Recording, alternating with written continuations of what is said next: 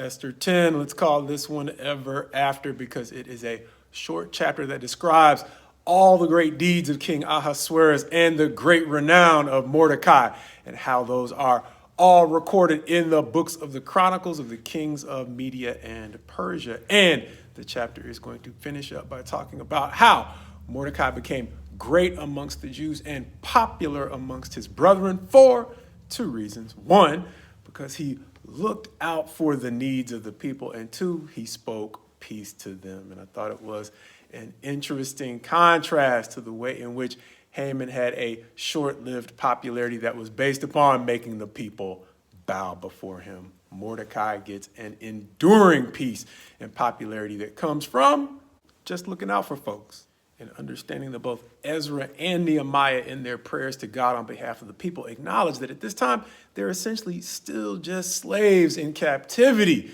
And understand that when you are living in a position of subservience, there are times when even your joy is at best muted. But the end of the book of Esther celebrates a time in which Esther and Mordecai have elevated the people where they can celebrate and rejoice out loud. They don't have to suffer through muted praise. So understand, to the degree that you are in a circumstance where even your praise has to come with an air of caution or fear that people might actually see you happy, the book of Esther gives you a chance to look at the celebration of a group of people who were delivered from an era of muted praise into a time of being able to rejoice out loud. Understanding, as we mentioned before, even though the book of Esther comes after the books of Ezra and Nehemiah, King Ahasuerus fits in the middle of that conflict that goes on back in Israel as they return from exile. Understand that the peace and rejoicing that Esther and Mordecai have helped bring to those still in captivity are something they are still struggling to find in Israel. And that sets an even greater context for the sacrifice that Nehemiah made, because understand, it's quite likely that he enjoyed the peace and prosperity created during the days of Esther and Mordecai.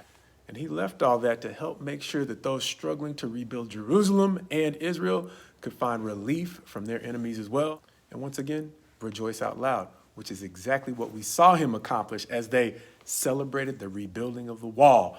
And maybe just as importantly, Nehemiah leaving what now looks to be the comforts of Persia to go help the resettlement of Israel looks an awful lot like the way Jesus is described as leaving the comforts of heaven to help provide us an unmuted praise here, but one that lasts longer than even the peace we see provided here by Esther and Mordecai. Since he came to help us find the kind of life that will allow us to rejoice out loud forever.